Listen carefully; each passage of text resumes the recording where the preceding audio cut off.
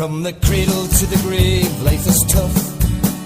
From the beginning to the end, the road is rough. But there's something you should always keep in mind. Take comfort in what comfort you can find. Oh, a life without passion I couldn't bear. Glasgow Celtic's my passion, I declare. And for this I make no apology, for it's always been Celtic with me. I with some it's the horses, I've no doubt. With others it's the whiskey and the stout. With some it's every pretty girl they see. Well, it's always been Celtic with me. Others people now say that I'm insane, just because I've never missed a game. Be it wind or rain or hail or sleet or ice, I've yet to miss a game at Paradise. And all the money that I've spent going abroad, all the money that I never could afford, well, I spent it all in right good company, for it's always been Celtic with me. Ah, with some it's the horses, I've no doubt. With others it's the whiskey and the stout. With some it's every pretty girl they see. Well, it's always been Celtic with me. Right from the very start, you got into my heart to see. Was it for better or worse? Was it a blessing or a curse? It's all the same to me.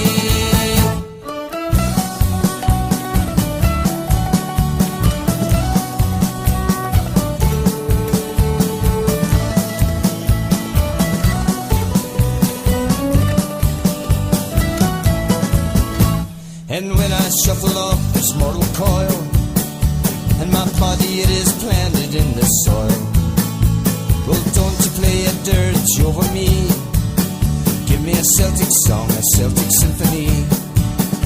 And I'll look down each Saturday from above, from heaven on the paradise I love. And with St. Patrick I will sing a verse or three, for it'll still be Glasgow Celtic with me. With some it's the horses, I've no doubt. With others it's the whiskey and the stout. With some it's every pretty girl they see. Well, it's always been Celtic with me. With some it's the horses, I've no doubt. With others it's the whiskey and the stout. With some it's every pretty girl they see.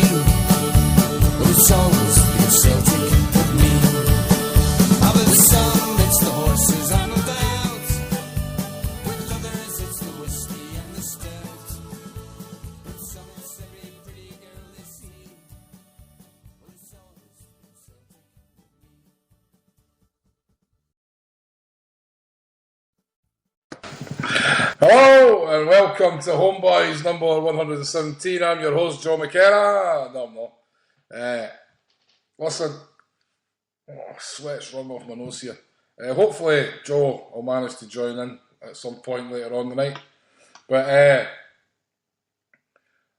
I'm with my compadre at the minute, just the two of us. You there, Jason? I'm here, mate. It's just me and you so far tonight, man. But we never had a show last week because we were all busy. We never had a show on Monday because we were all busy. And we're late in starting the night because we're all busy. But we thought we'd try and get something out, because we didn't want to go 2 weeks without a show, to be fair, and there is quite a lot to talk about. Paul's really busy at the minute, studying for exams and stuff, so I don't know if Paul will be joining us tonight. I don't think so. You'll probably catch him next on Beyond the Waves on Sunday, when he's having his final instalment of the Asterisk Gears interviews with Graham, so you'll get Paul there live on Sunday. But for the minute, it's just me and Jason. And I'll tell you something now, right? I've had a 13 and a half hour day. I've just in the door 20 minutes ago. I've had my dinner, I've had my shower, I'm sweating, I'm crabbit. So I don't want to hear any bitching about sound quality. Oh, no, I didn't get on. This is the night I'll be cutting fuck off, I'll tell you that right now. But please feel free to phone in, because there's only two of us. Have you got the number, Harper? Aye, that's, see, Jason, that's why you're here, man. You know what I mean? You're actually like a producer. You know what I mean? You direct this nonsense. Executive producer. Aye, right. Here's the number, right? Obviously, he's listening, but now. But by the way, if you're watching the Chelsea game and not listen to this, you didn't come back, right? But add HomeBhoys on Skype. I'll accept your request, and then you can call in. And also, we've got a phone number that's a local landline number for Glasgow. It's 0141 356 7327. 0141 356 7327. Or you can call from anywhere in the world, put +44 in front of that. But that's going to cost you a few quid. But as I say, if you're in the UK, that's a local call to Glasgow. You can also tweet us at HomeBhoys. I'll try and keep an eye on the Twitter, but it's not going to be easy. It'll be just the two of us to watch the Skype. Jason's going to keep an eye on the chat room if you're in there, so you can give him plenty of abuse in the chat room and he'll ignore you. And you can email homeboys@gmail.com. But as I say, if we didn't get to tweets and emails and stuff like that tonight, it's hard when there's only two of us. So as I say, I don't want to hear any of your bitching and moaning, Peter Lowell ate my hamster, that part. Right, so Jason, you there? I'm here, mate. You're doing something though, because I can tell. I was scrolling my mouse to try to find the live show on Spreaker so I can get into the chat room and I can't find it, but there you go. I'll keep trying. Can you multitask, like? Can't do it, mate. Fuck's sake. I'm male. So, listen, for the last time we were on, what's happened? We played Hearts, we played Aberdeen again, is that right? Played Hearts and Aberdeen, yeah. 2-0 win and lose 2-1 last night. I feel like there's something missing, no? Was there something before that? No? Midweek? No. Nah. Anyway, so we'll go back to the Hearts game first, which should be handy for me because I've never seen the Aberdeen game. So I can't remind a lot about the Hearts game either. I was pretty drunk when I got to the pub. As I say, last week I wasn't there on the Monday and it was my birthday, so I had a big heavy weekend, and then my wife set me out a big surprise again this weekend. My dad and my brother and his husband and my auntie were here, so I had another full-on weekend, when I got to the pub Saturday, I was still pissed, and there you go. But decent performance against Hearts, Jason, I thought. I'll let you take it away. In fact, what was your impressions of the game on Saturday? I mean, of course, going into it, the big thing was Fraser Forster going for the record. Maybe it wasn't a big thing for everybody, but it was a big thing for me. You were watching the clock the whole time, getting to that 32nd minute. So, were you at the game? No, I wasn't there, mate. No. So, well, anyway, what was your impressions, man? Really pleased to obviously see Griffiths, and what a goal it was to start his campaign, and I think it'll be a long and fruitful campaign with Celtic. It was an excellent goal, and the type of goal we've known him for all the years. Well, a couple of years we've seen him with Hibs. There where he rattled away, and didn't he just enjoy it? And I think everybody's seen that photo in so many guises when he charged over to that stand, and the large overweight Heart supporter that was gesticulating to him. It was quite nice to sort of ram it up them. I thought Celtic fans were brilliant, full voice, full game. I thought they played really well, and Hearts actually played well. I would give them some credit. I think Gary Locke is kind of doing no bad with them now. I don't know. They kept their shape well. Obviously, the golfing class is massive. But I thought they actually done okay, and it was quite hard for us to break them down.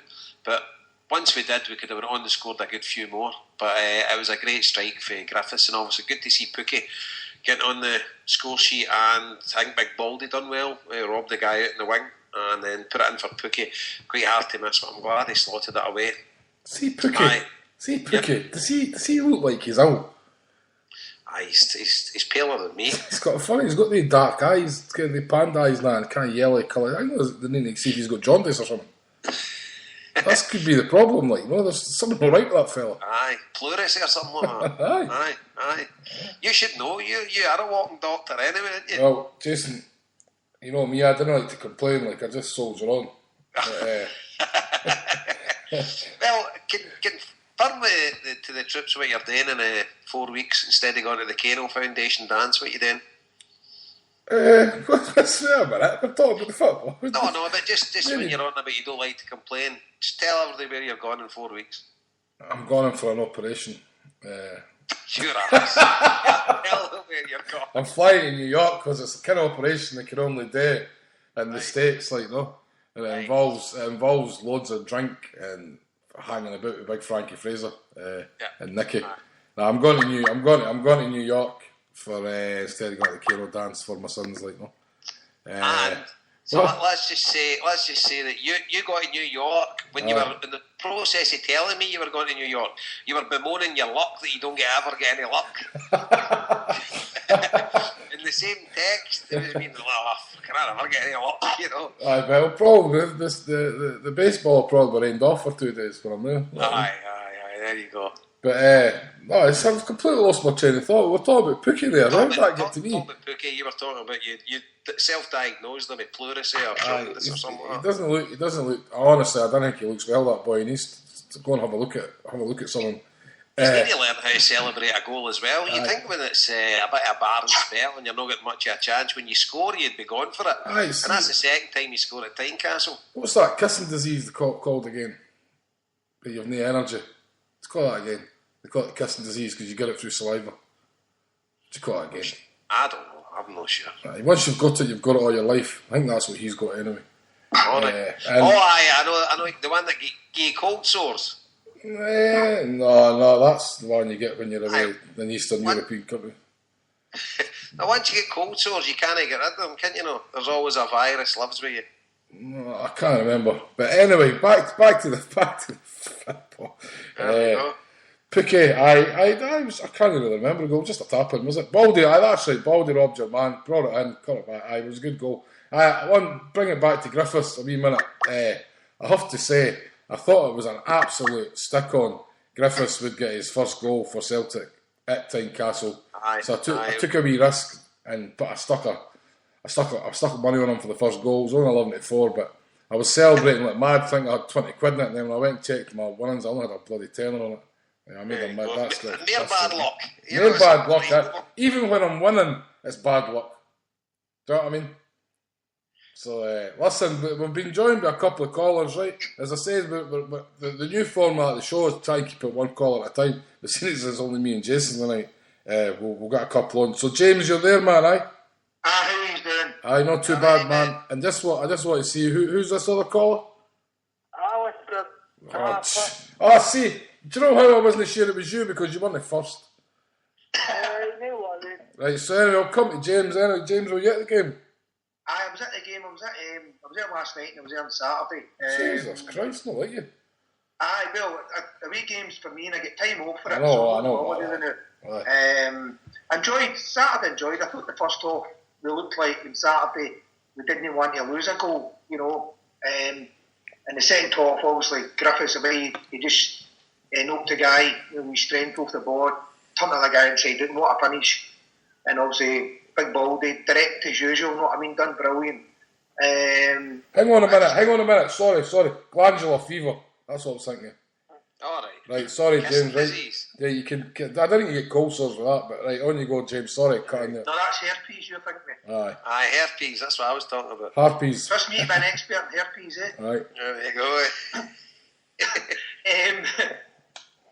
So I thought there was no cut and thrust in the through the middle on Saturday. I mean, the two goals are kind of Stokes done well. The first team, he's fit up and the ball through for Griffiths. The same in the second unit, it was in the wing and Baldy put that fucking idiot in his arse. Brilliant he done. He just took his time. I could just in the net. Yesterday, again, I thought, I don't know, the sending off obviously killed the game. Do you think it was a sending off, James?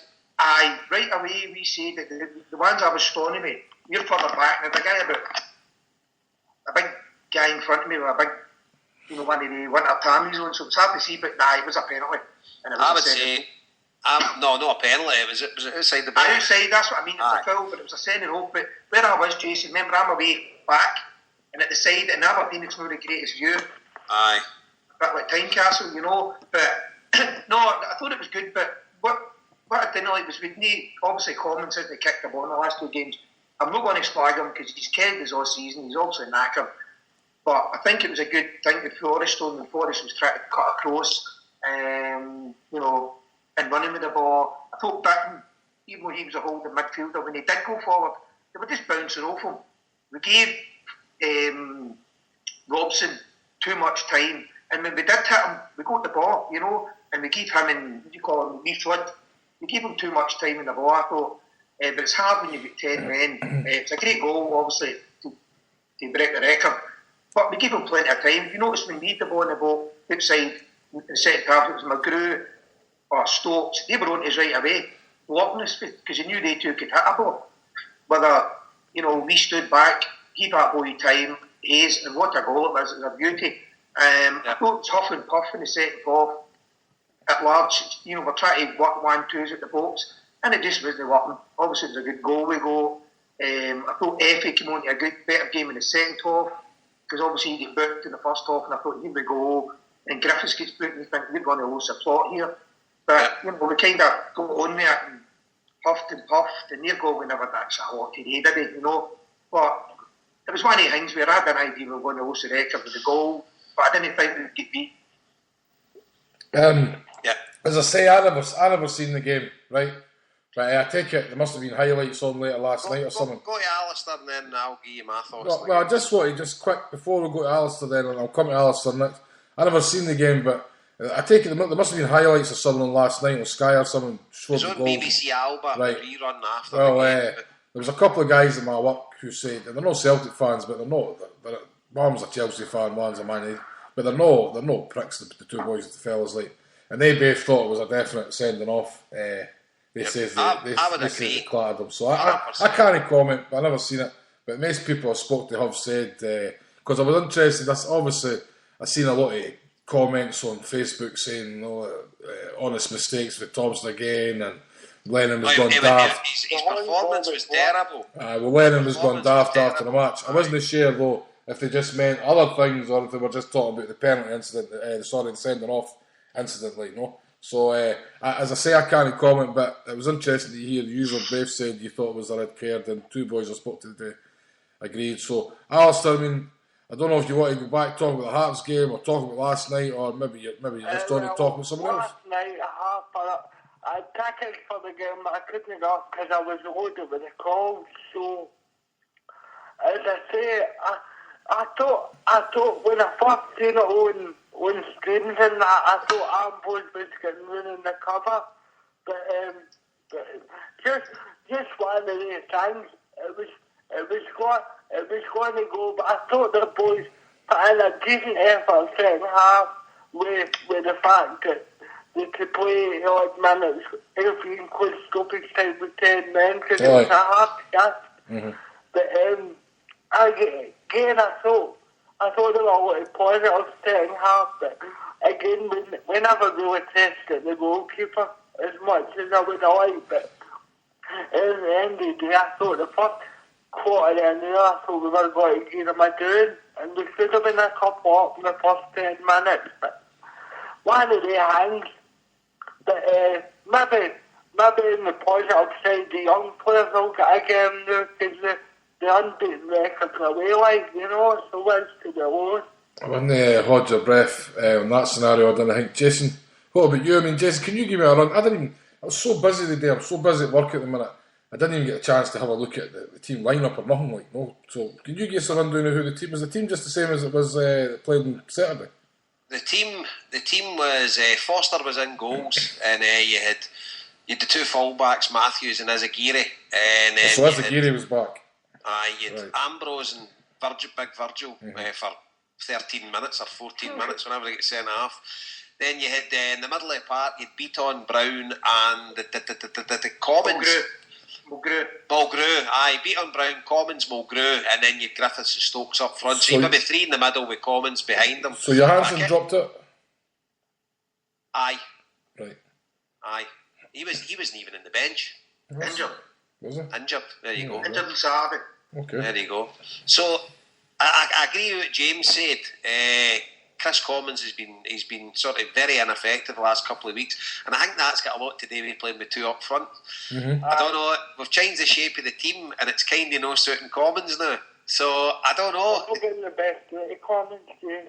Well, the last couple of weeks were no, but back to the game last night. See, to be honest with you, I really enjoyed the game, and it's. At the start of the game, Harper, we were all over them. Yeah. We had a couple of chances at the start. We could have been a couple up. Then we get Big Virgil sent off, and I thought it was a definite sending off. No complaints whatsoever. They kind of started bossing the game a bit, but even then, with two good chances at down at 10 men, with one that Stokes tried to bundle the ball over the line, and he couldn't get enough on it. And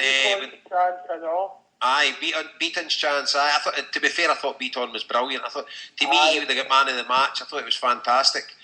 But the second half, Celtic were 28-1 to win the game. So I text you, I stuck a tenner on us to win. Right. And we should have had a stonewall penalty. It was right off the big boy's arm. But then a couple of minutes later, we scored. And then with a few other good chips, with another definite penalty claim. And Scott Brown, his shooting boots are brutal, but good goal for wee James Forrest come on at half time. But one thing I would like to point out, right, is it just me, or if you get your best central defender sent off after 13 minutes, do you not change the shape of your team and bring a defender on and take one of your two forwards off? Well, somebody says to me they didn't have a defender on the bench, but if Mulgrew's there, Mulgrew goes on. No Fisher on the bench. Well, you can put Mulgrew in there at centre half. Is that what we've done? No, But you're talking about you're messing the shape of the team. You've got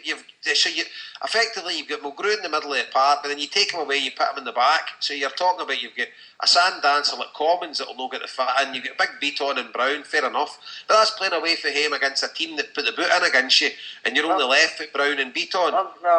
So what would you have done then? Why is he bowed to 3 minutes? Wait, Alistair, wait now. Let's not jump to. What would I have done? I would have definitely took one of Griffiths or Stokes off straight away. But who would you? Why would you lined up then at the back? Like you'd have stayed with a back four and put Fisher in at centre half. Like I would have put one of Matthews or whatever in at centre half, or I'd have moved them about and put Fisher out in the wing, the wing back position. But I would have definitely tried to shore the defence up. I don't know about that. I can understand that. I could maybe understand putting Mulgrew in at centre half, moving maybe Matthews into the midfield. You can move Matthews to the right midfield or whatever. There's loads of things you can do, but you need to stoke your defence up again. And the way the sort of when we've got the 10 players with Commons, Griffiths, and Stokes, I think it's a recipe for disaster against a team like that. But hindsight's a great thing. With the second half, they played brilliant, and we could have turned it around.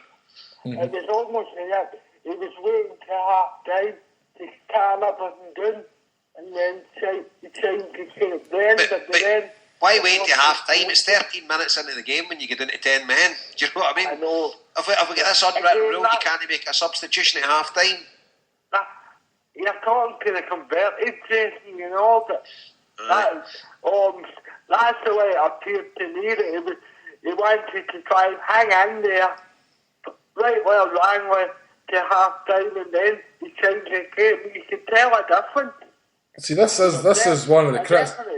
This is one of the criticisms. This and you had I don't think the second half they barely get ever halfway line. To be fair, they didn't really try. They sort of just sat back and let us and tried to hit us in the break. You know, obviously that was their game plan, but it worked. But see another thing. Well, Jason, this is one of the criticisms of Neil Lennon, that he's unwilling to seem to budge for someone when he starts a game. He'll no change things. Yeah. Because you're bringing that up there. See another thing as well. Blaming the referee, which alright, he had a terrible game, but the sending off wasn't the wrong decision. You know, alright, you could argue, but you can't blame him for sending Big Virgil off with the rules of the game. Tackle in the game last night, sorry Jason, was the one in Atagiri. Aye. Oh no, the referee had a terrible game. I mean, I think we get 3 players booked within the space of about 5-6 minutes after we went down to 10 men. So you're saying to yourself, what's going on here? And it was every time we seemed to motion to go and try and challenge, we were getting pulled up for it. So that was wrong. But the sending off definitely cost us. But it was our own making. You know, it was a bad touch of Big Effie, and then Virgil pulled him down, and it was a goal scoring opportunity. We're saying Effie's maybe getting over the cover, but the guy's got a clear look at the goal, and he can have a shot. So with the letter of the law, wide, to be honest. Aye, but he's still looking down the goal. I mean, I don't see the argument to say he shouldn't have been sent off. Can I just say something about the game now? Aye. About the ref. Aye, on you go, mate. Anyway, you're at the game. Alistair, hang on. Hold on a minute. See, when you're at the game, you see it different, right? A lot of people run about me seeing it actually different to what I did, and you know, it's one of the things. When you listen to you, obviously watched it. You have got obviously a better view for the tail and the replays. You see it different, and the things come back to you. Now, the two things that got me was in the first half, the ball hit Stokes, he's on in the penalty box, right? And he's gave a foul. It hits their players on in the second half, exact same thing, and it's not a penalty. Aye. And I've seen that happening before. Now, right off his arm as well. It was nearly back there, but the most puzzling thing of the whole thing wasn't it the Baldy came on 3 minutes ago? It's Sammy came on, played left mid, right? Looked like he was going to do something, but he never done anything effective. You know what you bringing him on for? Do you know what? To be fair, James, I was going to bring that point up. See, Sammy, right? I wouldn't have him near the team, but I must admit, see, since he came on, he hardly put a foot wrong. He did, he never done anything, you know what I mean? Nah, but things weren't happening round about him, but he done pretty well when he come on. And you can kind of see why Lenny brought him on. You know, it's because he's a guy, the game is getting a bit stretched, and we've got guys knackered and stuff, but I don't know, 70 odd minutes was it he brought him on, but I just think too little too late with making the substitution at half time when you're already 2-0 down. I know hindsight's a great thing, we're all experts here because the game was yesterday and we've all got all the answers. It's different if you're living and breathing it, but I just think he made quite a few mistakes last night, Lenny, but there you go. But one thing that you made a point, the goal, I was glad the record get broke by a goal like that, because there was nothing he could have done about it. It was an absolute peach. And I'd have just been raging, I've gutted for him if it had been a mistake from his point of view or something like that. But the two other goals, you can't blame Foster for any of the two of them. The second goal, you can blame the defence, but obviously you're missing your central defender there. But none of the two goals, you can't blame Foster for any of them. I had a great day, by the way. She getting up in the bus. Well, I'm glad to hear it. Track record coming back, and had a good game. Actually, I'm glad we lost our unbeaten record near the end of the season rather than the beginning, because we thought the league's over anyway. Come back with a laugh, all the way home. I think I came about one at back of one, slagging each other, had a laugh, enjoyed the game, even though I didn't enjoy the result. It's actually the good day, even though we good. Would they had a hard job? Would they hard job losing? Would they had a hard job losing an unbeaten record at the start of the season? You know what I mean. Brilliant, Dave. Listen, so I want to go back to the Hearts game, so at least I can talk about it. There you go. Right, so the one thing I noticed a wee bit is because we expect to kind of just turn up and beat Hearts now. Let's be honest. I mean, I know they done no too bad on Saturday, but I mean they're a shadow of the team they were obviously. Has it affected the thrill of beating Hearts? Maybe that's the wrong words. I mean, what was the atmosphere like at Tynecastle? You were there, James. I don't know if you were there, Alistair. Was it the usual atmosphere, or has it lost a wee bit of edge? No, Harper. No, what?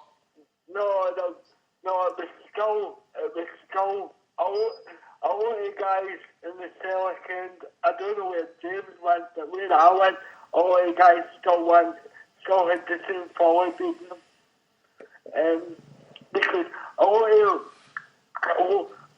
them, for where I was, a lot of guys were saying we'll meet again, Sultan Schwartzman, the Jambos die and all that. Right. But no, they were definitely on edge here. They were definitely on edge. Right, because that's... No chance at all. That's potentially our biggest games now. Going to Tynecastle, and that's going to be away. I'm just wondering, like, I'm not shedding a tear for them, but that's going to be gone, obviously, next season. So I mean, suddenly Aberdeen then is probably going to Pittodrie's your biggest domestic day out now, like, you know. Yep. See the atmosphere all season away games. I don't think it's been that great. I think people were saying how great it was last night. It was great in times. Don't get me wrong. When Virgil got sent off, the place was sat. Nobody knew what to do. We were all stunned. Your best player, probably playing season. Then at bits, you get groups singing because the white spread out there. Your away support. Then when we did get going, when we scored, it was good. Same as Saturday, you had bits groups singing. But when we done the huddle and Hearts die, we'll meet again.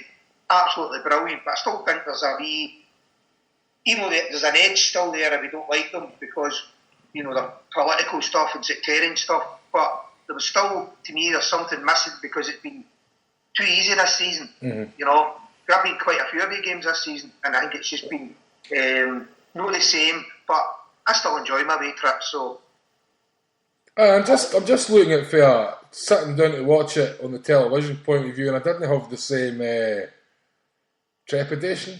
Is that right? Is that the right word to use? I just feel that you're just going to pump Hearts whenever you play them, like, And I know we only beat them 2-0, but let's be honest, we were pretty comfortable at that, like, There was never any danger in Foster losing that record. I didn't think in the first half, like, Well, there was one actually, maybe just a minute before it, Just a minute before it, you knew that was kind of coming, like, the corner kicks and that, was it? But I don't know. Or maybe it was just because I was still pushed for the night before. I don't know. Who knows? Guys, I'm going to go. Right, okay. I'm fed up you butting in anyway. I'll speak to you soon. Right. Hey, Alistair. Alright, hail. Right, take it easy, brother. Right, take it easy, man. See, can I just say about Hearts, Dave? I know you're wanting to know. The best bit for me was, see the supporters to the left, it's in the main stand, and there's kind of at the bottom. They're all worse. Right? See them leaving when we scored the second goal. It was fucking brilliant because they're the most bigoted sectarian bit in that ground. Right. Always have been. That's where the shite comes from. I would say anyway. And just to see, and when they score like the 3-1 game, the way they were going, expected more mental, but try to have a go at us and that. Just to see them all leaving, give them a wee wave goodbye. Because I don't normally get involved with away supporters, as some people do, and there's obviously some people have a wee drink, and they get involved with them. That doesn't. I'm too busy on the game. But just to see them leaving, the loyalists, that's what they are. With the flags going away.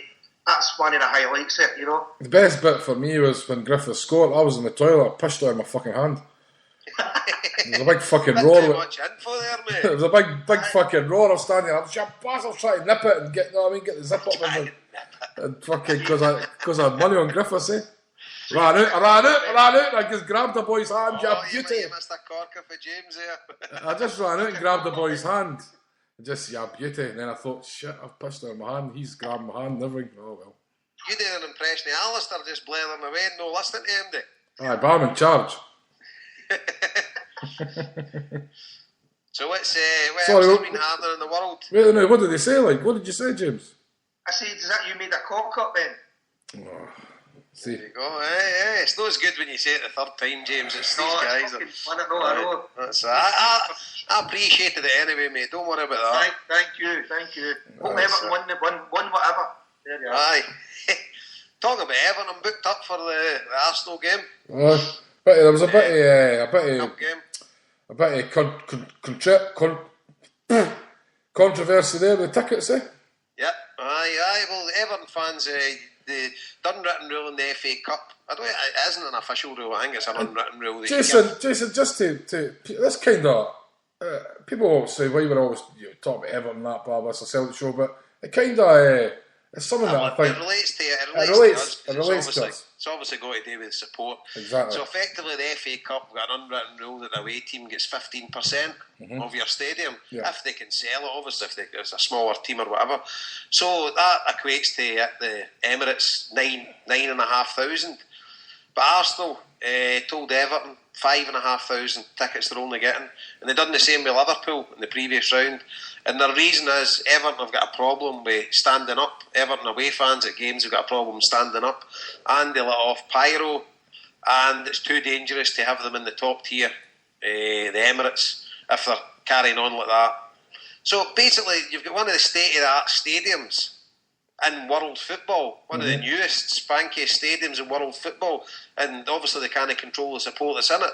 So if they got a safety certificate or anything, so you're obviously 4,000 Everton fans will miss it because they could have sold double that amount of tickets. The thing that struck a chord with me is, I think sometimes we get a wee bit, well, probably, maybe I'm talking about myself, but I didn't follow a lot of English football, as you know, but you kind of get this idea that this pyro stuff and the no pyro, no party is just a thing that kind of troubles Celtic, and Celtic's away support. But it was something that struck a chord with me, that obviously it is happening elsewhere. Like, no, it's not just a Celtic issue, like, no, and it's not just Celtic fans that get pulled up for this kind of thing. Well, can I just say that no Everton fans moan about it at all? No, well, now we've got we've got loads of folk that hate it and moan about it. They just go on with it. So they're more raging with Arsenal for actually doing that. So I thought it was funny as well when you say Everton fans have a problem standing up. I was going to say, I've seen you push quite a lot, so... I'm not an Everton fan, but... That's right, I forgot. That's right. Sorry, James. Jason, what's the Green Brigade doing smuggling into Everton games? You know, they were in Turkey the night, did you see it? You'll get the blame, don't worry. There was a smoke bomb last night, by the way, towards... I seen it after the goal. That was away, I was at the other end, but it was obviously towards where the fans meet. You know, but do you know, funny thing about last night was, see when you go to Pataudry, as you know, there's lines and lines as you walk around for the buses, and you get so many searches. There was no searches. They were just telling you to put your bottle into the wheelie bins. That was it. Hardly any police, hardly any stewards. Was that a sellout last night? Was big Aberdeen support, It was massive. No, it wasn't a sellout, but I think it was about 16,000, was it? No, 16,000, 17,000. Paddock was about half, just over half full, I would say, maybe a wee bit more. Our end's obviously chockers. There was a lot of people outside looking for tickets, a lot of people. The James, behind the goal, that's normally pretty empty against him. That was really busy last night. I'm talking about behind the paddock end. The big stand, that looked full. And full. The bit next to our end looked full. Yeah, I couldn't see that, obviously. I thought it was an excellent crowd. I thought it was far bigger than normal, Harper. Well, for the past maybe 5-6 years we've been getting up there. I've got a couple of mates who are die-hard Aberdeen fans, like, Fatalacute, but there you go. But, and, do you know what I mean? What's the reason for that? Just because they were good in the 80s? Exactly, aye. Well, one, the older brother got into them in the 80s, so then the wee brother follows suit, sort of thing. He's the same age as me, like, no? But, you know what I mean? I was getting a bit... There's comments for them on Facebook, like, after the cup game and that, but, like, it's kind of good to see Aberdeen doing well, if you know what I mean. I mean, I've not got any love for any other Scottish teams, but you talk about Armageddon and that, like, that's got to be four teams out of Celtic and going to cup finals this year, like, hopefully the Deedco will only be one of them, like, but I don't mind seeing Aberdeen. I want to see somebody come out and be good every week. You know what I mean? Yep. And provide that challenge, like, And Aberdeen, they've beat us the last 2 games, and they're sending messages last night. Can we play yous every week and all that part, like, And I've missed that wee bang for it with people for a while, like, And that isn't getting to the fact that I'm not saying for a minute that I missed Sevco or Deedco or the Huns or whatever you want to call them in the league. I'm just saying it's nice to have that wee edge to things, like, Yeah, you miss a rival, but what I will say is Derek McInnes looks as if he's got a bit about him in management. Mm-hmm. He knows how to set his team up, and Lenny could probably learn a few things from him.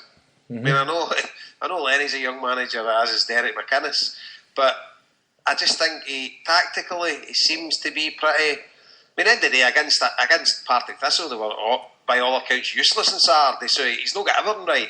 But I think he knows how to set his team up, especially against us. Right. Well, that was the thing we spoke about after the cup game. Lennon kind of plays into some managers' hands, I think, because he is quite predictable. And there is an unwillingness to change the team. And it breaks my heart to see Barry Robson doing it against Celtic, because he's a guy that I think should still be in the hoops. Aye, no, I still rate him, definitely. So, I thought Willow Flood had a great game last night. He took care over for Robson, and Robson was starting to tire a bit, I thought. But Robson was geeing up his players, and I thought the two of them are like the backbone of the team. The work they do, and the thing about me, Willow Flood, he might be a wee guy, but I tell you, man, he's a tough player. I can't stand him. I can't see him. I can't stand him. All he does is go about kicking Celtic players. Listen, he sounds like someone at the Hobbit. You know what I mean? He looks like Sarah at the Hobbit. There's no many dubs. I'll tell you, there's no many dubs going about called Willow. I'll tell you that. Willow Flood. But to be fair, I actually thought they were better in the cup game than they were last night. I thought we were the better team last night. Aye. I did, especially second half. But I thought, especially with 10 men, I really enjoyed the game. I don't know, maybe we should start with 10 men every week, then just make it quite exciting. So, listen, that's enough about the two games, I think. But what else have we got on the agenda? Well, something we want to talk about Monday. Jason, I don't know if we're going to talk about the minutes. Oh, aye, the meeting at Celtic. Are we going to? We will discuss this. Aye, go for it. I don't know. I'm trying to find it on my phone here, man. I don't have it exactly in front of me. But obviously, it's came out now that Celtic are still having these clandestine meetings. No. These are clandestine open meetings. Well, clandestine. Open to all, but no open to all. Open to all if you're invited. They've been having meetings again, invite only, with people who represent the Celtic support.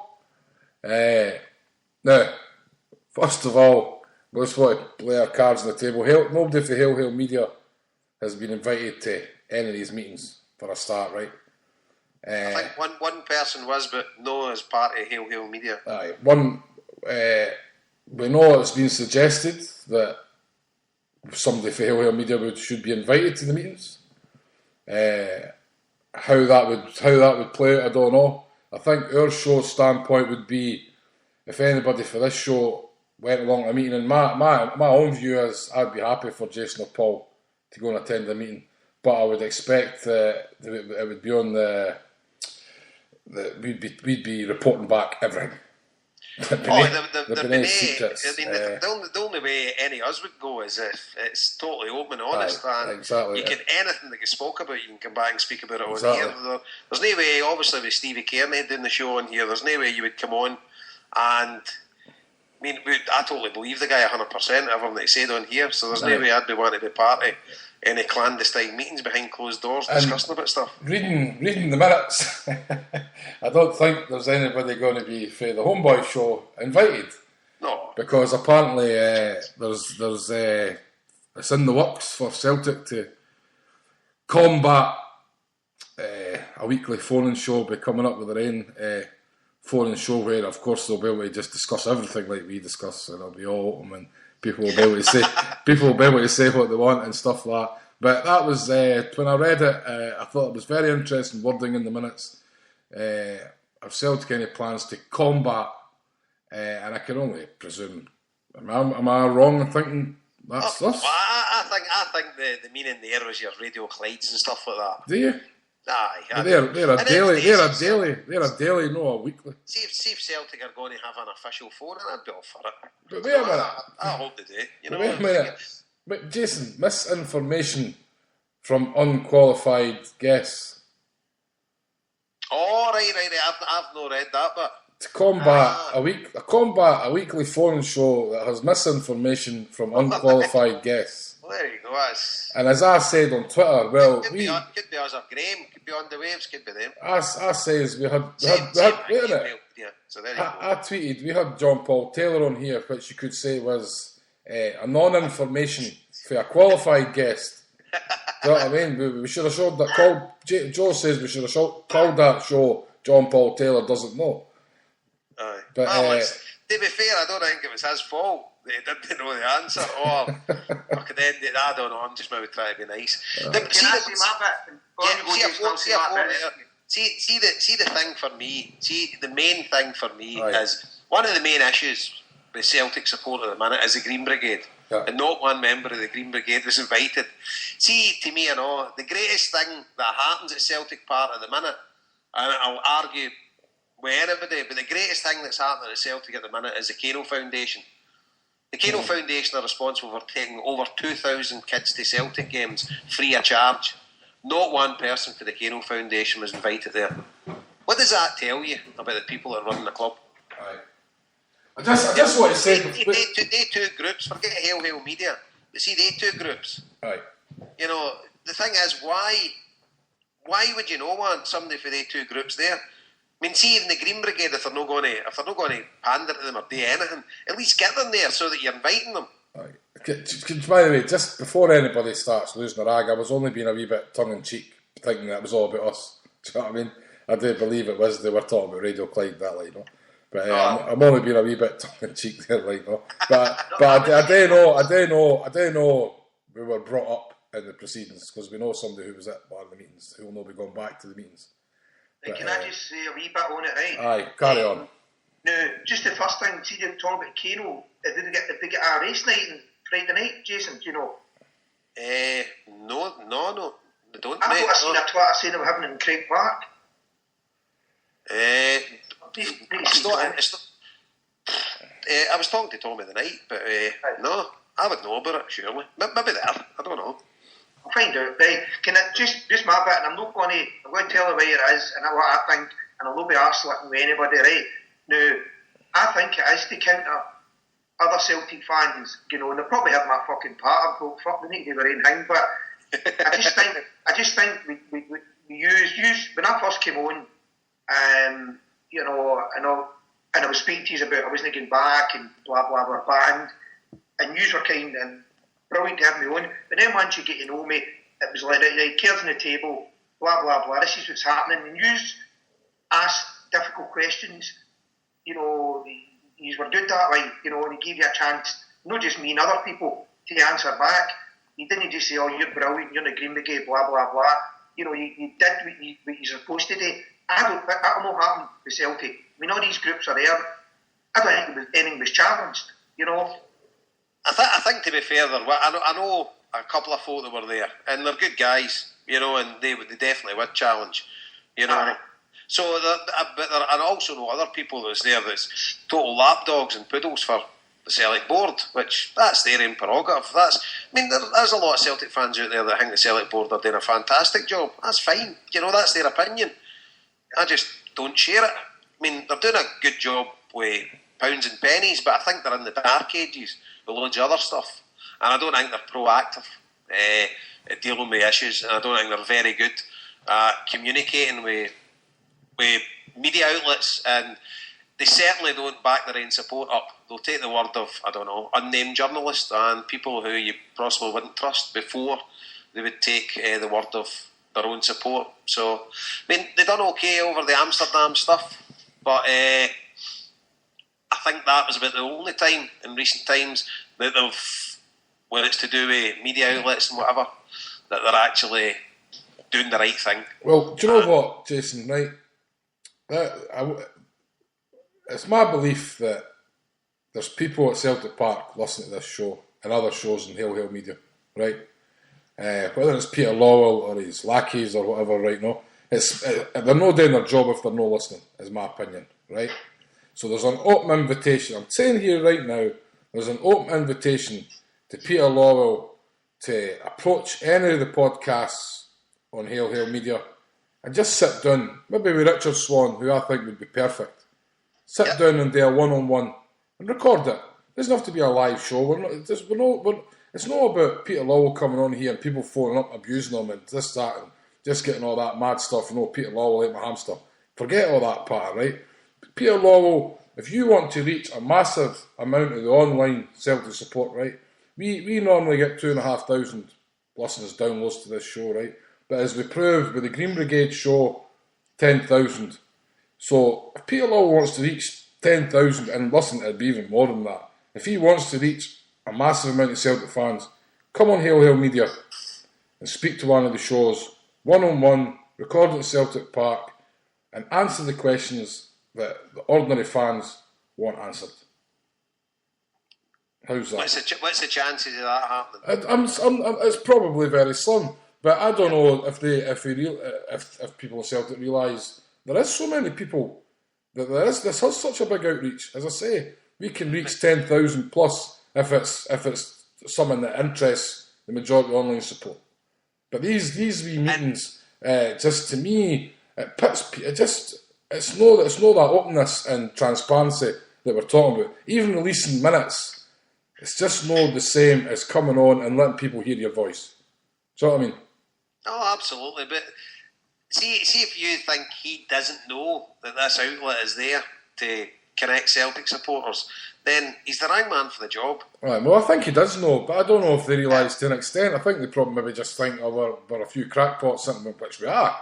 But the potential is there. And I would say throughout the Hail Media network, we've got loads of different shows, but and everybody's a bit daft at times, but it covers a wide range of subjects, and I think most people are quite balanced. You get, you can have a laugh and maybe say a couple of daft jokes and stuff like that, but I think in general terms, people are quite balanced, and at the end of the day, all we want to do is see a successful Celtic and to a bit of openness for the club, and deal with issues that are close to our hearts, and deal with things that are relevant to the Celtic support, which I think a lot of the stuff they deal with is just, quite frankly, nonsense. Yeah. See when you looked when Jeanette came on here and she was updating you on the meetings that they had with the fans and put the questions to Celtic and came back on here, and I think she was on other shows, wasn't she, updating people what was happening. I think they've seen that. And they've seen the crowds, 200-300 people that were filling, and it was going out, and everybody was listening. And I think they've seen that, and they're taking that away. There's no doubt in my mind they're taking that away. We try to do this. But all they're doing is, they're listening to probably sides, not everybody, but they're listening to some sides and going, they're for us. They don't like this, they don't like that. They're for us in this and for us in that. We'll bring them in, because they'll be on your side. Instead of bringing in different people to hear different things. I mean, at the end of the day, see if I was in their position, I'd be one of the dissenters in to talk them round. The ones that you've got inside, you don't need to engage them. They're on side. But they're scared, you see. I know. But I think as well, the people that... I mean, Peter Lawwell's obviously a Celtic supporter. He absolutely is, I know that for a fact. Yeah, absolutely. But I think he surrounds himself with people that maybe aren't necessarily Celtic supporters. I don't think Ronnie Hawthorne was a Celtic supporter, was he? No idea. I don't know. I wouldn't think so. I don't know. Maybe it was. But I think there's a few folk, maybe privileged positions in the club that maybe weren't Celtic supporters. I don't know. See this idea that Celtic are thinking about coming up with their own phone-in show, right? I mean, they had that. They had that already with Celtic TV, right, years ago. I phoned into it once before myself to speak to Tosh McKinley about Craig Bellamy. I can't even remember what the point was, but that's all that's going to be. Do you know what I mean? It's not going to be. It's not going to be. How do I put this? It's going to be official. That's basically all I can say. It's going to be official. Well, that's what we're not all about that, And the thing is, we're all about basically talking your mind and being honest, and they will discourage that because at the end of the day, and they wouldn't have somebody on swearing and things like that. We kind of let that go because that's just normal language that people use at the football, so not get any problem with that. And if you had to ban the swearing, guys like Paul Lee and that, they couldn't come on. Do you know what I mean? Well, since 60s. We'll answer your call tonight. I don't know if he's tall enough to be on the radio anyway. He's in the chat. He'll be on shortly. Can I just say what I liked about even with this, and I'm not kissing, was the time after Motherwell game and I was on talking stuff, and you ones like Paul saying to me, "You're talking nonsense," and you're arguing back, and you argue with each other and all this, and it's fine. Dissent's allowed. You don't spoil each other. We're adults. Yeah, and that's what it's all about. We've all got an opinion, so at the end of the day, aye. So I've just had confirmation, and it wasn't me that said it, but I kind of knew it, that some people in privileged positions in Celtic's hierarchy are not Celtic supporters. There you go. There you go. One's a Hearts fan. Oh, fuck, it's enough, innit? There you go. Yeah, wonder is depressed. Make it that way you want. So, see me, in simplest terms, see if you're in that position and you're not a Celtic supporter, then you've not got a kinship with Celtic fans. You don't feel the way Celtic fans feel. You don't understand how Celtic fans feel about our club. Yeah. You know, that's just a fact of life. Just to read, Jason, there's a guy there, Hugh Clark, saying the new company secretary, Michael Nicholson, is a very long time passionate Celtic fan. Before he got the job, he and his family were big, long time season ticket holders. Now, Hugh, we're not saying here that... I never said everybody's not a Celtic supporter. I know, Peter Long's a Celtic supporter. Right. Yeah. His brother actually I've probably said before, his brother used to live here in Drogheda. He just moved away just before I moved here. I think he ran a bookies or something like that.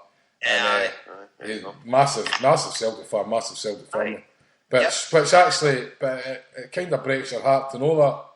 To think that, well, if you can be such a big Celtic fan, how can you not realise what's wrong?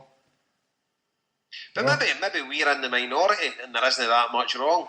Maybe the stadium is full every week and we just can't see it. See, the thing is, Jason, right? See, and I hate talking about majorities and minorities and that because nobody really knows, right? All I can talk about is the people I talk to, right? And there's not many with different views to me on this kind of stuff, if you know what I mean. Aye. That I talk to. Yeah. Right, just before we go, we've been joined by another caller. Who's this? Alright, it's Mark O'Brien. Alright, Sparkle. Sparkle. Aye, no bad. Nice Friday calling. Alright. No 5 asides tonight, no? Nah, just taking it easy. I just watched the game last night, so... But I just thought I'd just phone in just about the points everybody was making, really, because I just read those minutes on Friday night and I was going absolutely mental, really, so just sounded like a big club statement, really. So what kind of stuff really caught you that you weren't happy about? Nah, everybody I was talking to Saturday, just like looking at the second page, or after the second page, and just kind of absorbed it, really. You know, it was just like a big club statement, just didn't really. I mean, those meetings should have been open meetings, really, for everybody. It's a total joke. See the thing is, right? Harper, give me a second. Aye. Sparkle, you obviously read Liam's. Did you read Liam's email?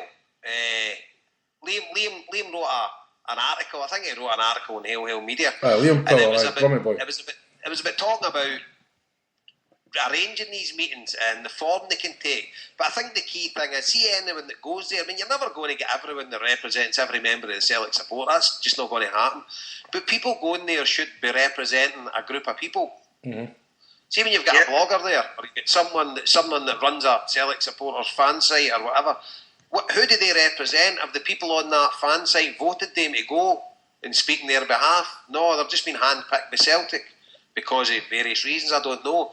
But surely people should be. I mean, see as well, and I'm not getting to the guys that run the Celtic Supporters Association or the Celtic Supporters Affiliation, but that's been done to death. They guys have been in these meetings for as long as the supporters has been on for. You know, so we need a change. But we need people that are going there with a mandate to represent people. So there's always got to be a place for the Celtic Supporters Association affiliation. But they shouldn't be there en masse. You know, it should be. But there should be people that represent big groups of Celtic supporters. And as I say, there you go, the Green Brigade, not even a representation. And it's one of the first things they mention when you read the minutes. We realise this is a talking point. Right. So we'll cover it, but we didn't invite him to there. They also said the meetings were... Well, I've heard word that the meetings were going to be like rotated to have other people invited. Mm-hmm. But then seemingly they're not going to be unless one of the existing participants leaves. Then it'll open a space up for somebody else. That's what totally gets me as well. That's what totally gets me. I mean, it's like... So just like a closed shop, I like your favourite pals, but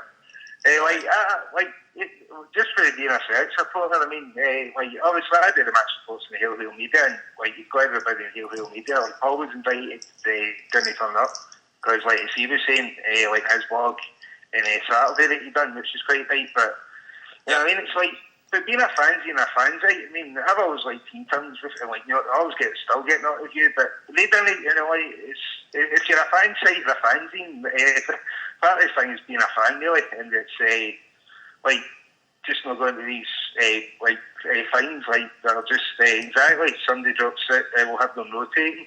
It's just freaks, really, and just inviting assorted people. I just get an open meeting, and then it's like, is that what the trust has been trying to do? Turn up, you know?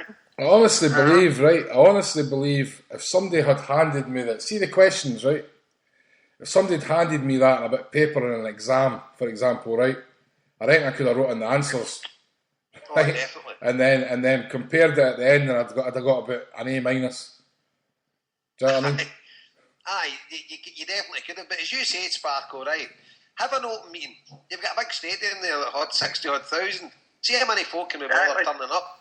If you turn up, get a mic, rather than these AGMs that you need to be a shareholder. Now, a lot of passionate Celtic fans having to get shares. Maybe they've not got access to somebody with shares. Although, if you really want to get to the AGM, I'm sure you could find a way. Somebody would give you their pass or whatever. But it's at an awkward time as well. It's during the day. A lot of people are at work when the AGM's on. But have it a Wednesday night. I mean, look at the trust meetings. They put it through Twitter, they put it through whatever. There's 200-300 of us turn up, and we all get a chance. There's a guy walking about with a mic, and you get your chance, you put your hand up. So why do Celtic no have open meetings? Nah, exactly. Nah, terrible. I mean, you can just imagine, most of our clubs, like in the UK, do have open meetings for a fans as well. That's including your prayer siblings. It's crazy. It's just, especially if like seeing about renewal time and just for the issues that are going on in the half-full stadium. Just totally on a trip. I don't know, Jason, to be fair, I don't know. Sorry, Sparkle. It's just patronising, just for a lot of the questions. I would kind of agree. I mean, but everybody else talked to me Saturday, even like, is it my mates Killsy, like watching the game, was like, try to show them like the minutes, like, if they're paced doing that, I turned that away, carry. Just depressing me. That's what I done. I didn't even read them much. I didn't get to the bit Harper was talking about. Oh, terrible. So what were you going to say there, Harper? I don't know. I don't know if I think what you said there, if that would be just a bit too much a rabble, an open meeting in Celtic Park, if you know what I mean, because you'd get too many of the why Samaras not got a haircut questions and all that stupid stuff like no. I do think you could have that kind of open meeting where everybody could listen, I suppose. But I don't think you could just have a mic passed around the stadium, if you know what I mean. Obviously, you can't. It's a full Celtic Park. There's need a lot of mics, but I think you would still have to have that kind of. You could maybe have it set up where you have one stand, the main stand, fill it with people who want to be at the meeting. As you say, not just shareholders, an open meeting, but you would still have to have some sort of representation, I think, directing the questions towards Peter Lawwell on the board, if that's how it was going to play out. Like, do you know what I mean? Obviously, Jeanette would be somebody I would put forward, but I think you could have a number of people and know these people handpicked be Peter Lawwell. That's the point, like, you know. Yeah. So I've just had a text there for right. So I'll read it out. So the meetings, they'll have individual representatives present, rotated after 4 meetings, so i.e. annually. But the likes of the CSA and the affiliation will be there ad infinitum. No, you can understand that. Like, do you know what I mean? The affiliations kind of they do represent. They represent their members, and they've got a lot of members. So at the end of the day, the argument is they should be there. Yeah. Should it be different people within there? Should it go out to their members rather than just the committee? I don't know. You know, could people should everybody in the affiliation get an opportunity to maybe go? So I don't know how they do it, but you can apply within the affiliation that you want to go and represent the affiliation, or should it just be the committee members? I don't know. I'm no member of the affiliation or the association, so it's no my call. Couple of tweets. Somebody's that's Pat for Half the World Away says, I bet you won't hear anyone on the official Celtic phone-in opening cans live on there. And Celtic Dream says, quick question, do you think that Celtic think they need to have an open meeting? Do they recognise there is fans with issues? I think they recognise it. I just think they're shying away from it. Of course, that's my take on it as well. See, the thing is, Jason, you're talking about affiliation in the CSA.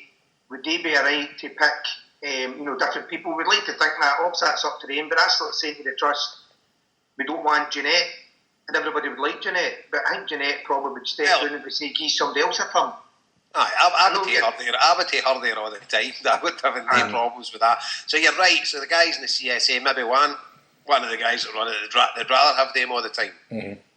So that's up to their members to decide. But as long as their members decide and they're happy with that, then that's good. I would like to think that the committee aren't just taking themselves to the meeting because they want it. It should be down to the members to decide. So any group or any club, affiliation, association, whatever, as long as the members vote for it, then that's the way it should be. That's democracy. How can we push this? How can we make Celtic? It's hard to make Celtic do anything, but how can we really push this? They do what they want. But what can we do? Can we get an online petition? I always think these online petitions really they didn't really matter. Nothing like no. But if you get 50,000 names on a petition, does Celtic have to take notice? Do you know what I mean? Would you get 50,000 names on a petition? I don't know. That's just something that just popped into my head there. It's not something I've been thinking about. Just off the top of my head. How do we push this agenda?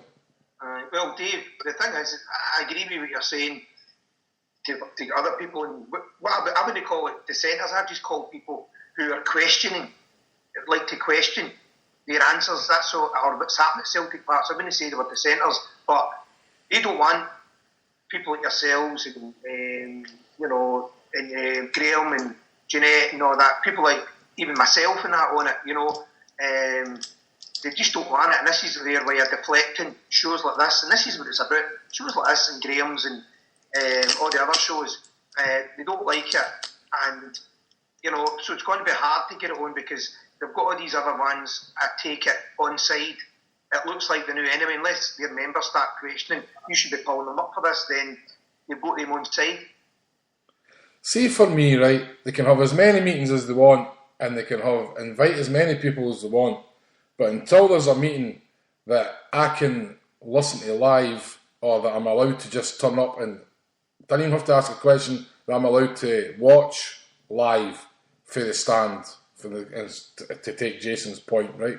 Or it's a meeting broadcast live. Everything else to me, I don't trust. Do you know what I mean? Because there's been so much things happened in the past where I'm just like, well, this is another hand-picked. This is the questions, this is the answers, blah, blah, blah, load of pish. Have Richard Swan go in and just sit with a mic and record and broadcast the whole thing live. And to me, that would open up a lot of people's minds to it a bit more. You might still not hear the stuff you want to hear, and you might still, even that, the questions, right, that were there in the minutes, with the answers, even though they're the answers you expect, I would have had a lot more respect for the answers if it was broadcast live in an open forum. I think that's one of the big issues. That's the first stumbling block. The fact that it's all done behind closed doors. Even although you hear these answers, if those answers were given in a live forum that people can watch or hear, I think you have more respect for what's going on. Would you agree with that? I would, aye. But I think they've made a fundamental error at the start by hand-picking the invitees and starting it without actually getting out and canvassing the sport and finding out about the feeling. Well, see, the thing about see if it was live, right? They would only get away with the first meeting with these hand-picked guests because people listening would say, well, these people aren't asking the right questions. These people aren't representing what me and my mates are talking about in the pub and what the boys on the bus are talking about and what the boys sitting next to me at the football are talking about. Where are these guys coming from? They're representing some people, but they're certainly not representing the people that I talk to. Aye, no, definitely. It's a process of selection. I would say it's terrible. It's just anything you get out. A few open meetings. I wouldn't be that at the start of the season if they'll have an open meeting trying to get people to get season. But it's again, just like when Lennon came in that time. Mm-hmm. I think the trust made a point that we've got the attendees that the Celtic support are willing to accept. Are you eating a sweetie? I was, aye. I could tell you. I'm drinking a cup of tea. So unprofessional. Malteser bar there, it was lovely. Mm-hmm. I've been listening to the Luke Shamrock guys, and they've always got tea and biscuits and stuff like that, so I think I'm trying to adopt some of their policies while we're running this show. Tea and biscuits, I'm never going to Carlo. I'm going to title for a few weeks. Cool. Sparko, cheers mate. Cheers, man. Hail. Take it easy. Aye. I have to say, they Carluke boys, what are they eating the other week? Stuffed olives or something? What's that all about? Tell you, aye, it's Stuffed olives. I have to say... They all sit in the one club. Did they all sit in the one club doing it together? Aye, they do. Yeah, It's an Athanasius Chapel Hall. They've got a do on next Friday night. I'm You're going going? to drive up for a wee hour. Yeah. I was actually going. Johnny Mackay got us a ticket, so I was going to go up and get a few pints. But I'm away early doors on the Saturday to go to the Everton Arsenal game. And before MD cracks up, it's a free week here, so I'm not missing any Celtic games. When So is that? I'll get it in. It's a free week That next was your weekend, brother's isn't it? engagement. Joe's engaged. Aye, really good. Last week, yep. And my young brother's engagement party, yep. Very good. It'd be a miss if we didn't mention the new Scotland strip. What's happening there, boys? Well, but we never talk about international football on here. With the draw, what about yourself, Harper? Are you getting jockled up to the max, living in the Emerald Isle? Listen, well, I'm going to tell you something now, right? And this is with a word of a lie, right? That when the picture came up, and this will bring me on to what you're asking me, right? This will maybe explain. When there was a picture the day with the new away strip, Scott Brown in the middle, flanked by two players on either side, right?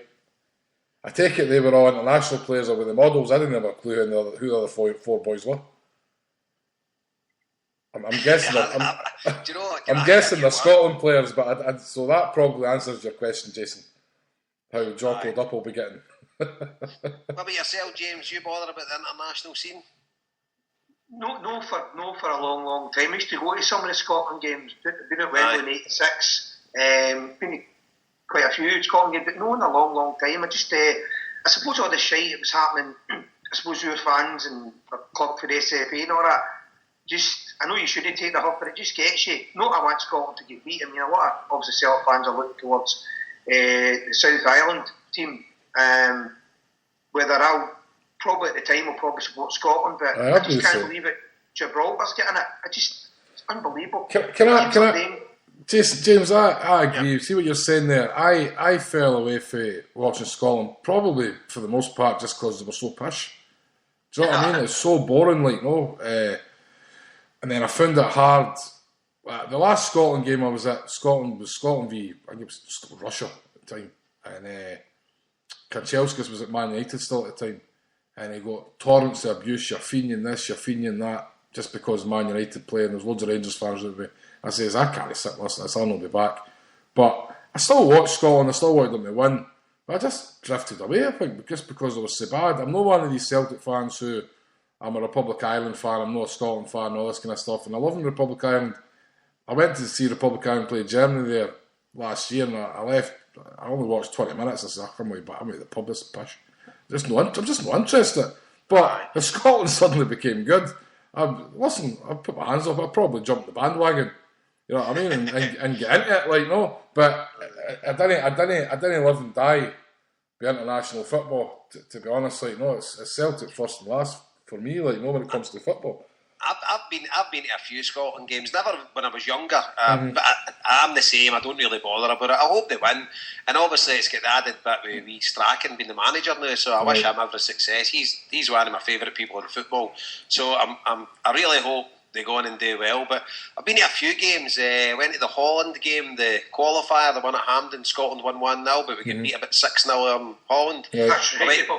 I went to the Belgium game. We were 2-0 up, and they scored 2 near the end. Went in to try to get into the Italy game, but I didn't have a ticket, so I didn't get in. I went to the Argentina game when Maradona came, just because I wanted to see Maradona. Been at a couple of went down to Wembley, the Euro Championships, and I went to the Scotland England game, the one Scholes scored 2, that one at Hampden. And I've been at a few. I think that's my whack. So. The funny thing was, swear to God, really, see the Holland game. I mean, there was loads of hooter-chooters sitting on about me, and they were openly calling the Dutch orange bees. Get into these orange bees, and I'm like, oh, me and my mate are saying, oh, obviously we would never come out there like because it's not our place, but it was quite enjoyable to hear. And I would definitely say, because I've heard all the stuff about the anti-Celtic stuff and Celtic players getting booed on for the Rangers end and stuff like that for years ago, but I would honestly say going to Scotland games nowadays, it's so far removed for that.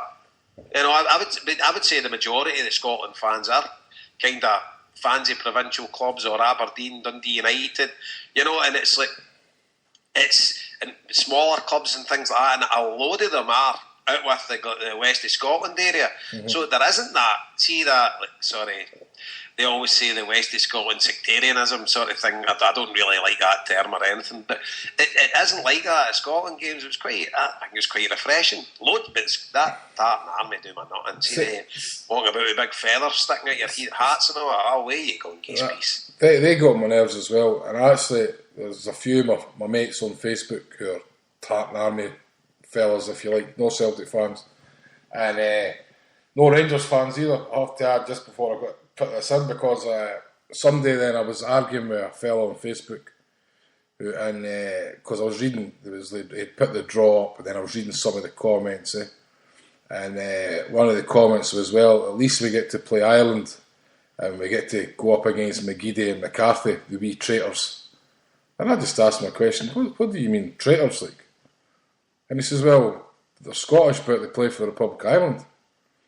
I says, so are you telling me that you only want Scotland players, you know what I mean, that were born in Scotland and have Scottish accents and Scottish parents? Like, no, that's not what I'm saying. He says, but they could play for...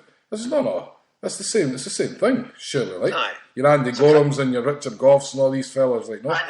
And I asked him a question, he says to me, Chris Commons. He says to me, well, I think a Scotland player should either have Scottish parents or be born in Scotland. I says, well, I'll tell you what, I'll ask you a question then. I says, if you move to America next week, right, I say, and you have another child, I says to the fella, he's got a child. I says, you have another child. I says, that child's going to be Scottish, right or wrong? He says, aye. I says, right, so that child, even though born in America, identifies as being Scottish because he's got Scottish parents, right? So then that child has a child, gives you grandchildren, and that child probably thinks he's Scottish because his father's Scottish and his grandparents are Scottish. You're telling me he's no Scottish? I never got a reply. Aye. Oh no, it wouldn't suit their motives. And see the thing about Aidan McGeady, the laughable thing is, Aidan came right through the youth ranks with Ireland. Exactly. You know, he's always played with Ireland. What's the problem? See, the thing that gets me with the Billy the Bigots in this country is, see if Scotland were playing Italy, right? You would get loads of first, second generation Italians walking into Hampden with the Italian tricolours and the blue, the azzurri, the Italian strips on. They would be getting interviewed with STV and saying, isn't it great, these folk, you know, they've kept their traditions going. Guys with Glaswegian accents who'd be following Italy. But that'd be looked on pretty favourably, saying, look, these guys haven't forgot their roots. Yep. See if a Scottish guy for Irish parents or Irish grandparents follows the Republic of Ireland and want to go to the game, they'd be looked on as bigots. Yeah. And it's definitely a big issue in Scotland. It's disgusting. Let's be honest, it's only Ireland. What's that, mate? I think your point is it's only because it's Ireland. Oh, absolutely. Huh. I mean, the thing for me is, I like to see Ireland win as well. You know, if Scotland's playing Ireland, I'd want Scotland to win. But let's face it, I mean, after the game, say Scotland's playing Gibraltar and they get beat, I'll be sick for approximately 13 seconds. Right. You know, and then I'll go, there you go. You know, it doesn't really affect me. It's no, but I want to see them win. You know, and I'm probably a wee bit like you, Harper. If they start winning, I'll maybe join the Tartan. See, the hardest thing will be for me, right? If Ireland hammer Scotland here in Dublin, right, and the lobby want to roast me at the work and all that, and try to explain to them, look, you're roasting in the wrong direction here. Do you know what I mean? That's going to be... I'm going to get slagged even though I didn't deserve the slagging. Do you know what I mean? And you can cite that as racism, couldn't you? Just getting slagged about getting beat. I don't know. I mean, the thing is, I'm not nationalistic at all. No. You know, it's not something that really bothers me. I don't think because I'm Scottish, from Irish grandparents or whatever, Irish, like third generation Irish or whatever, and with Lithuanian blood, that I'm any better than anybody else because of fluky nature of where I was born. You know, that kind of stuff. It doesn't really interest me. No, see people that say I'm proud to be Scottish. I mean, I kind of don't kind of get that, because how are you proud of something that you'd no bearing in happening? You know, it was just a fluky nature where you were born. I know what you mean to a certain extent, but I still have. I don't know if I don't have national pride or anything like, but. I like being Scottish. There's still something about it. I'm very happy I was born here. You know, I love living here. If I meet somebody else Scottish, like I like to be in their company for my way and stuff like that. And I don't know, but I know what you mean to a certain extent. Like, no, the funny thing is, see the thing with Ireland. England, you know, I've got loads of English mates. They're just similar to me, same pattern. Like, see, in 10 years' time, the entire Ireland team will have Polish surnames. Like.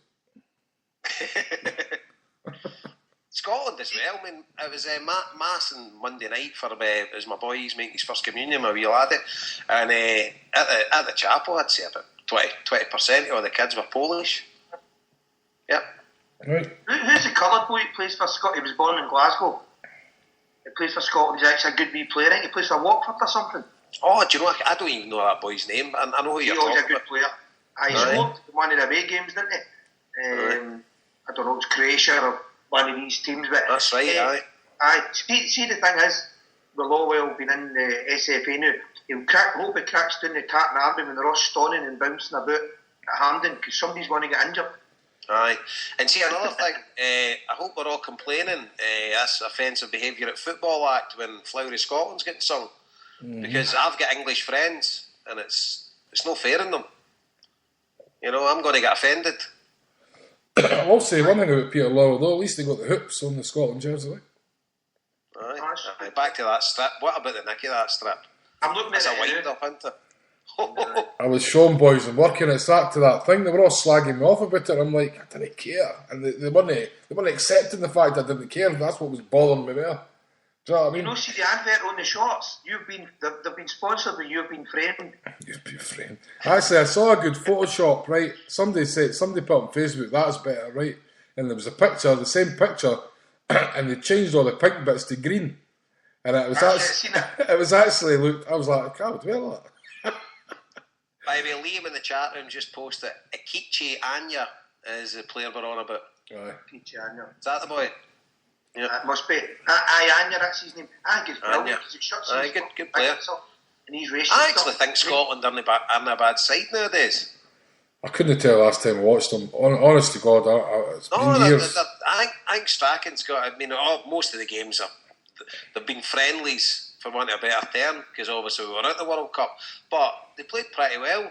And they've got a good bit of team spirit about them, and here's hoping. So I'd love for Gordy boy to do well. Would you come across Scotland, the island, and the what you call it, Aviva? I think I'd probably go along with it just for the day out, isn't it? Like, would I come out? Nah, what the hell? No. I'd go to watch Everton or Athletic Bilbao. What's going to happen when Ireland come to Park, wherever it's going to be played, and they're giving it will they allowed to play the Soldier song? What do you mean they're allowed to? That's the national anthem. It's the national anthem. Somebody was saying to me, I don't know if this is true, see when Ireland played England, they didn't do the Soldier song. No, that's nonsense. Is it good? I'm glad you. Oh no! I think they might be talking about the rugby because they don't play the Soldier song. Is that Ireland's call they play? No, that's not right. They play both songs. Oh, do they play both? Because it's a unified Ireland, isn't it? They played the Soldier song, well. And then they have Ireland's call first, and that was to appease because Ireland obviously is a all Ireland rugby team. Yeah. So they didn't want to just be representing the South, if you know what I mean. With the Soldier song, so they came up with this Ireland's Call, which is actually a no bad, rousing me kind of song. Like I don't mind it, like no, but that was to appease boys in the north. To be fair, like no, but it's a completely different culture, the rugby and the football, obviously, like no. But there's no danger that the Soldier song will not be getting played at the Aviva when Scotland play Ireland. Like I'm talking about here if it's in It Edinburgh. won't matter, they'll have to play it. They'll have to play it. Ireland's call's only for the rugby. That's just that's nothing to do with the football. The soldiers. Well, there's Simmy in the chat room says that the rugby they never played it on Saturday. Well, that's because it was at Twickenham. The home games they play both. Oh, right. There you go. Right. It's because it was. So Val, sort you out, Simmy boy, Harper. Right. Gave you the info you were looking for there. Right, no, because I did notice that I was sitting in the pub watching it on Saturday. Did they win? They got beat. It was a great game. I'm not a rugby fan, but because it was England Ireland, the pub was packed. It was hardly anybody in for the Celtic game, but I think most people were keeping their money to come out for the Ireland game. The pub, the three areas of the pub were packed. It was good crack. And do you know what the funny thing is? When Scotland beat Italy with the last kick of the ball, and when it sailed through the posts, I would say 80% of the pub jumped up and cheered for Scotland. And I doubt you would get that same reaction if it was Ireland putting the ball through the post against Italy in Scotland. To be fair, if you were in Glasgow, then people watching it. No, but do you know what I mean, though? That's the difference. People in Ireland love the Scottish. Depend what side of the and you come from. I don't if you're think. on the Gallagher, you get a big cheer. But I don't think people in Ireland realise how much. I honestly believe people here wouldn't realise how much they're not liked in Scotland. I don't think that's the case, to be honest with you, mate. I think, see the Scottish national football crowd, I think the vast majority of them will go and great with Irish. Because I think the Scotland rugby crowd, when they come out of Dublin, they love it. Well, the Tartan Army will lie. The Tartan Army are going fine here, are they? Muppets. Aye. I've got one for you, Jason. Do you like this one or not, Dave? Right, this is a wee hint I'm going to talk about. I've been looking at next season's fixtures for the English Conference to see where I'm going to go to away games next season. Have they got the fixtures out? Oh, sorry, you're just no, looking I'm looking at the teams. Yeah. Who's the closest I go and see? But I think it's down near Newcastle. There's one of the places we can go to, because obviously Torquay's been done. Darlington or something like that? I can't remember the name of them. It's down just by Newcastle. I can't remember the name of the place. Because we're obviously adrift. My mate's team, Northampton, we went above us and they're about 3 ahead of us. And it's not looking good. I'll need to give my mates a text to see what the hell's happening, For them that doesn't know, James is a part-time Torquay United supporter. Yes. Only because he fancies Hell's Bells. She's nice. I must admit. Did I tell you that obviously the Champions League last night were no longer in it, but the Manx get beat with Olympiacos? Did you know the last time Olympiacos beat Man United, it was in 325 BC, and it was 2-1 Aristotle and Plato for the Greeks, and Giggs with a consolation for United. Did you hear about Man United with the tickets for that game at the I seen that. If you didn't take up Champions League ticket, they were pulling your ticket for the City game and selling it. Aye. So I think they've got a deal that if you've got a season ticket, you must take your Champions League package, or they sell you or they cancel your season ticket or sell it or anything. Shocking. It's brutal. Funny thing at my work today, a lot of Man United fans, and all they wanted to talk to me about was Aberdeen.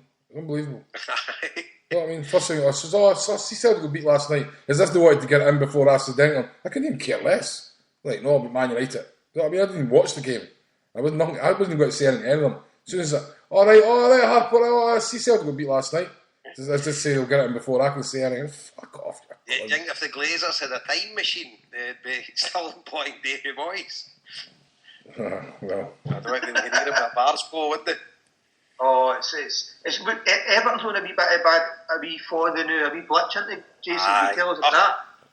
Aye, it's just they've not got a big enough team, they've to put the ball in the net once they got an injury at Lukaku, that was it, so it's good while it lasted, but you've not got a depth of squad, you can't really, you can't complain. I think they had 9 injuries in the space of a couple of weeks, or 4 or 5 weeks or whatever. I don't think there's any other team in the Premiership that has many injuries, but that's the way it goes. Just want to read out some tweets because I've not been following right. So Jungle Jim 67 says he's never met a Rangers fan at a Scotland game in 15 years of going home and away. Tons of Celtic and non-Old Firm fans. Also never heard a sectarian comment or Celtic player booed. It's a myth. Glory Hunter Timms use it as an excuse not to support Scotland. I've sat in the pub with the Tartan Army, the Republic Island fans at Clockwork Bar near Hampden, and we sang the Soldier's Song. Well, that's fair enough. Can I just... Glory hunting Tims. No, I didn't. In the Republic Island. I want to just say first of all, well, I have sat at Hampden and heard the sectarian comments. Personally, I just explained the story about Kanchelskis. It was only because a Man United player, you're fiending this, you're fiending that. So that was there, I witnessed it. Plenty of people, my father included, told me about the times when he used to go watch Scotland in the 60s and Celtic players getting booed. So it did happen. There's no getting away from it. Maybe your man's not... days are long gone. The days are long gone, and we did say that. But I have heard those sectarian comments, but I do think that is something of the past. Right? I think we all agree on that. So it's maybe backing up the wrong tree a wee bit there. But, aye. So is there anything else? Because I've just sparked another can. So you're here for the long haul? I said I was finishing at 9:15. End of story. Because I'm 12 hours again tomorrow. I hope one of my good comrades, Rab, from Chapel, Rab, and it's his young grandson, young Eamon. It's his 18th, and I think there's 15 of them heading over to Bilbao on Friday morning for Eamon's. So Rab's mum, she was a refugee for Guernica, for the bombing of Guernica during the Spanish Civil War. So she ended up at Glasgow. So Rab was brought up in Glasgow, obviously. He's kept his Basque roots alive and he goes over to Bilbao a lot. So they're all going out to the Granada game this weekend. So 15 Celtic supporters are to the new San Mamés. So my mates in Bilbao have helped sort them out with a load of tickets. So if any of Rab's crew are listening, I hope you have a great time. There was a boy from my work when I went to Madrid there last weekend, Jason, that fella that sends me all the stuff that I send on to you.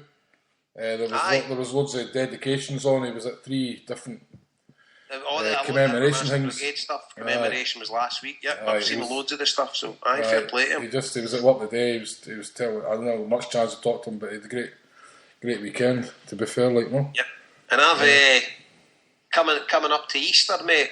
Me, Linda, and the kids are booked to go and see one of my good friends, from Tyrone. He's relocated to Barcelona, Glenn.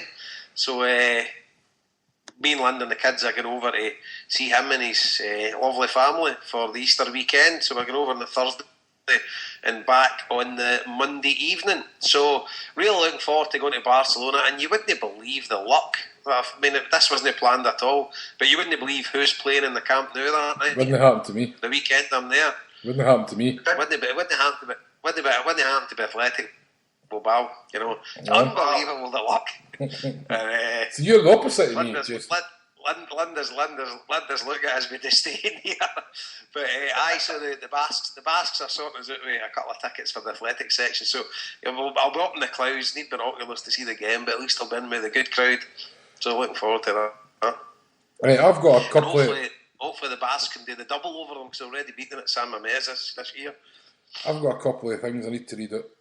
Just if you can think of anything else you want to talk about, if you just want to wrap up, it's up to yourselves. But part of Melbourne. Can I just ask one more question? Just hang on first. I read this. Let me read this out first, James. Right.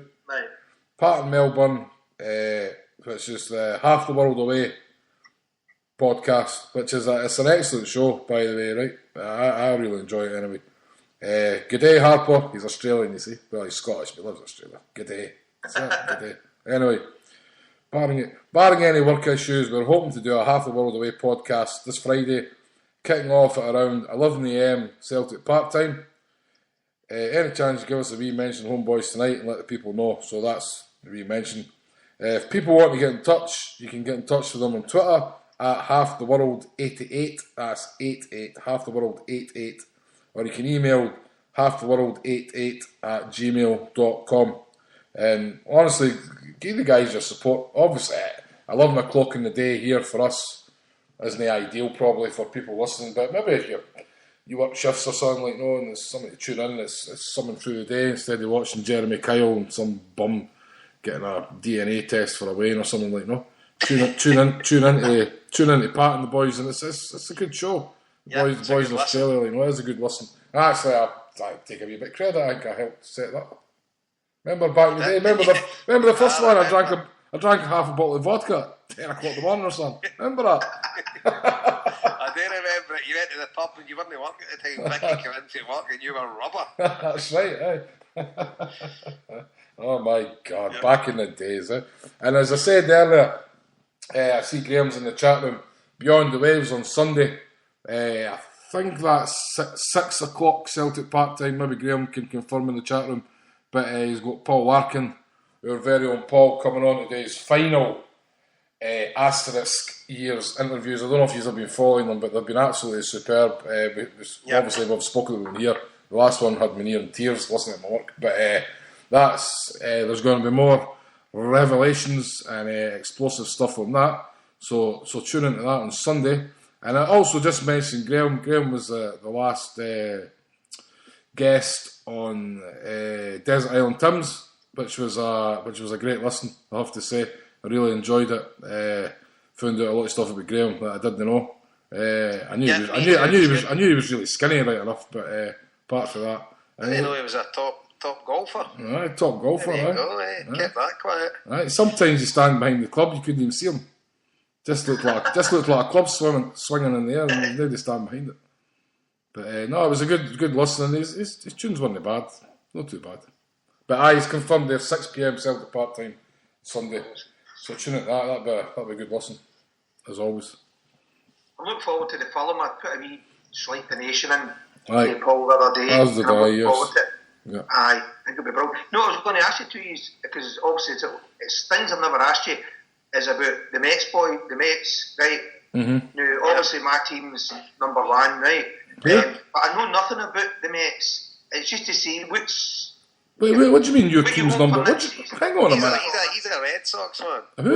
You know that? Aye. I never knew that. For years. I first got it in 2004 when they beat the curse of the Babe when they were 3 down to the Yankees. Oh, so you're a bandwagon fan, is what you're saying? No. It's my friends were into baseball. It was stayed in Boston and Philadelphia and that, and followed them. Go to quite a... to buy a package, say, 3 or 4 games and go up and stay in a hotel and go to the games. And I got into that way, and I was just beginning to learn, the game.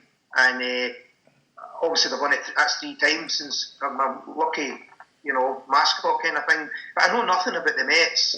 So it's just to say, you can just tell me a wee bit, and what do you hope for this season? What do you think they'll do this season? Finish above the Phillies again. That's probably a bit... Well, I know for all the listeners here, James is wanting to know about the Mets, but obviously Graham Wilson's dying to know about the Mets as well.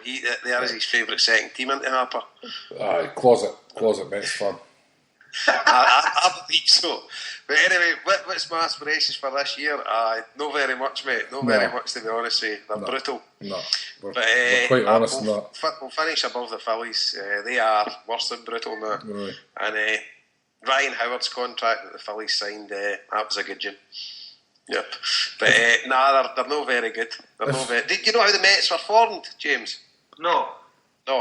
Right, wee bit of history lesson. Because I've got near 3/4 I can, so let's just talk about baseball. Right, if he's only happy, just switch the podcast off. If anybody's listening to this podcast, we're talking about baseball now, so it ceased to be HomeBhoys and it's now Mets Boys, right? So you can turn off now. Turn off if you like. We're not wanting any complaints at all. And do you know what? If 90% of the audience turns off, it'll still be more than listens to Met Boys. Right. And somebody in the chat room's gone bonkers now, right? Fuck them. So listen, right. So what happened is there was 3 baseball teams in New York, James. 1 American League and 2 National League teams. So the Brooklyn Dodgers and the New York Giants played National League. All right. So the owners of them, their crowds were kind of dwindling, and the New York Giants, they played in Upper Manhattan near Harlem, and the Brooklyn Dodgers obviously played in Brooklyn, and then the Yankees played in the Bronx, as they still do.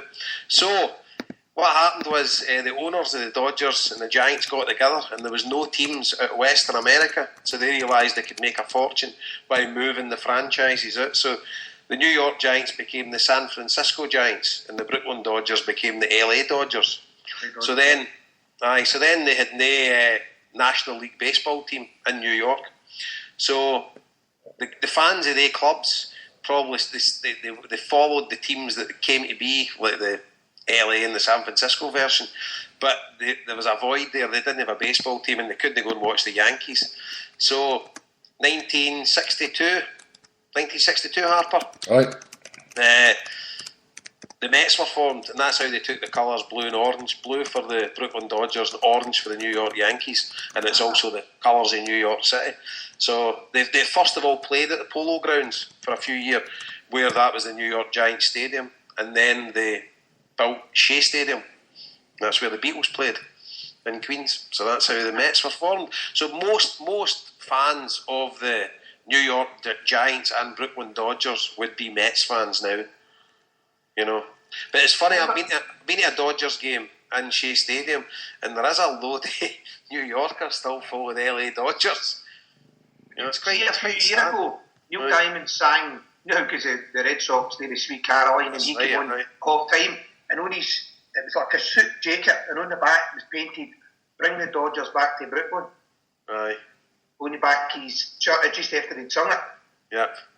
You know, so obviously there's still feelings. Oh, aye. And Nicky, Nick Laviglia, his dad, Squalls, he's been on our Mets Boys show, and he speaks that passionately. He was a Brooklyn Dodgers fan, but he's been a Mets fan since 1962.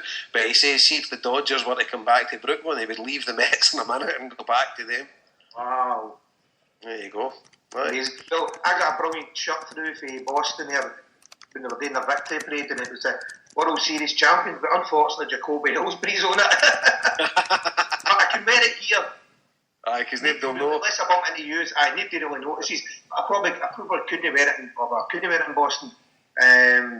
You know, but it's just quite funny. My good friend Angela, who was on their victory parade, she'd been into the 3 victory parades, and she always buys me a t-shirt. The last time it was baseball Red Sox with Jacoby Ellsbury on it.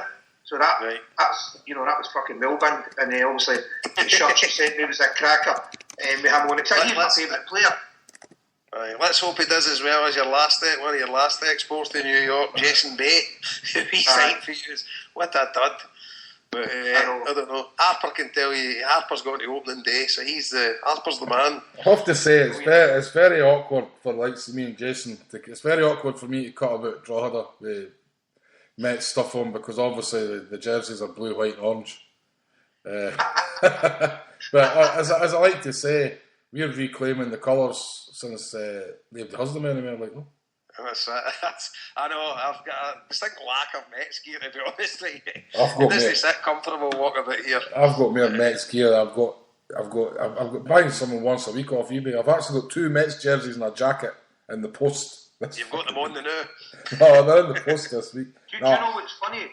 See, the other week was I accidentally come on to your show, the Mangy Day with the Mets. Aye. And I've done it before, Jason. I think you remember. I've come on and went up the Red Sox and disappeared. I don't know if anybody noticed it last week. No. What's your nickname, Dodger? I saw that in the chat room. Was that you? Because I replied, congrats, a prick. No, it's nothing to do with the fucking Dodgers. It's nothing to do with that. No, I commented about what Boston Red Sox being the world champions or something. I comment, congrats, but I didn't know it was you prick. Aye, it was. And I've done it before. I've done it just before. I came on and used a lot, you bastard. Because we're going to the World Series, you know what I mean? But I'm going to update because I subscribe to the Major League Baseball, which is quite good, you know. And I'll be doing it again this season, so here's hoping. You in the chat room? You in the Bases Loaded forum? I tried to join it, but there was something went wrong. I can't remember what it was, because it's all been fixed now. What? There was problems with registration. That's all been fixed now. Good, Dave. Right, I'll get on and join, because I know you've got the different teams. I'm glad, because I could really be doing with Mary your Potter. Aye, I bet you fucking could. Aye, right. I need to bolt, because Linda's going to have her heat here. I just want to say, anybody who's going to be, obviously there's a lot of Celtic fans listening to this in New York, so I'm coming here, as Jason mentioned at the very top of the show, I'm coming here on the 29th of March, Saturday 29th of March. Unfortunately, I land at JFK about noon, which means I'm going to miss the Celtic game. That's the Ross County game that day, isn't it? It's the night of the Kano dance, so I'll just miss that. But if anybody, I'm going to be in New York for 5 days. If anybody wants to hook up for a couple of beers, even wants to come to the basement, you might not even been to baseball, but you might want to come along for a crack with me and Big Frankie Fraser. You're guaranteed a good crack with Frankie and Nicky. It's just a bit of laugh, and we didn't take it too well. We kind of did take it serious, but at the same time, we've no any big aspirations for the team. You know my mate Jerry. Jerry's kind of That's wife, right. so he's thinking about telling his wife she doesn't need to bother going. Sarah, if you're listening, I'm only kidding.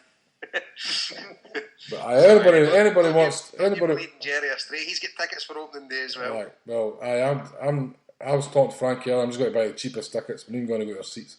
But anybody wants to hook up for a couple of pints, come down to Queen's, down to Donovan's, get the best burger in New York, and give a shout on Twitter at Harper1888 or email HomeBhoys or you know the drill. But I'll be there. I'm going on my own, by the way. He'll be up to see a good team. He'll come up and meet you. Go and see a good team.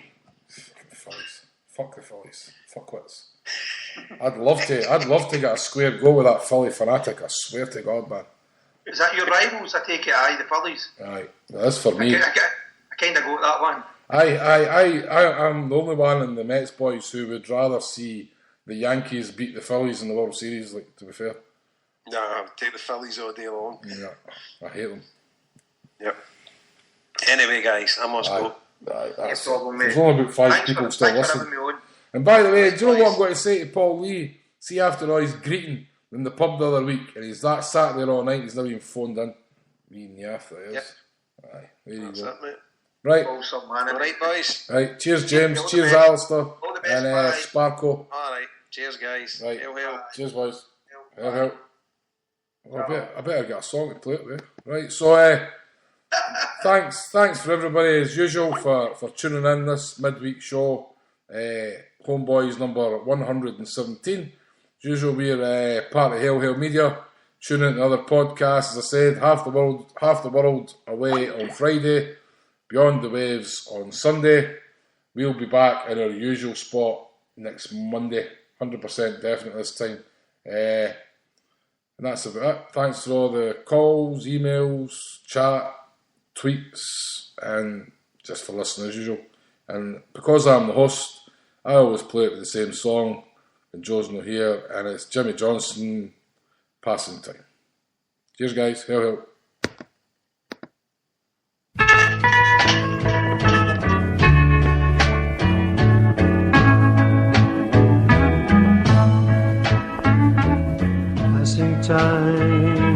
Passing time, everyone's passing time, everyone their whole life through, passing time like me and you. Children play their cares away, life is fun, life is gay, building castles out of sand, living in their wonderland. Lovers know time goes by, days are long, minutes fly, fleeting glances mean so much, a lover's sigh, a lover's touch.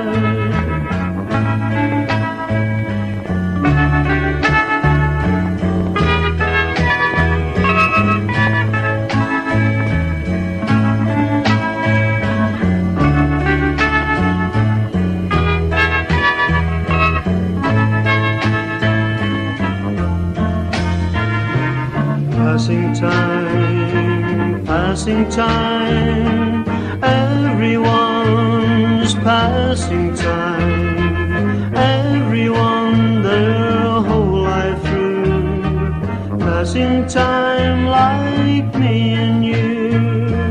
Time to laugh, time to cry, time for us to wonder why, moments precious when they're gone, memories that linger on, summer sun, winter snow, autumn leaves, springs aglow, raining changes in the sky, passing time like you and I, passing time, everyone's passing time, everyone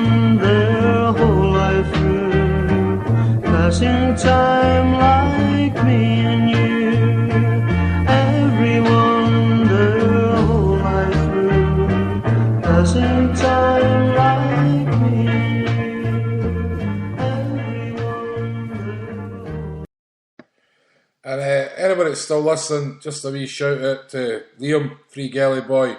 He's going to have the tunes on about 30 minutes on the Celtic Dreams page here on Spreaker. So get tuned into that, get a couple of beers, and get a bit of sing-song. Turn up the rebs. Chocolate.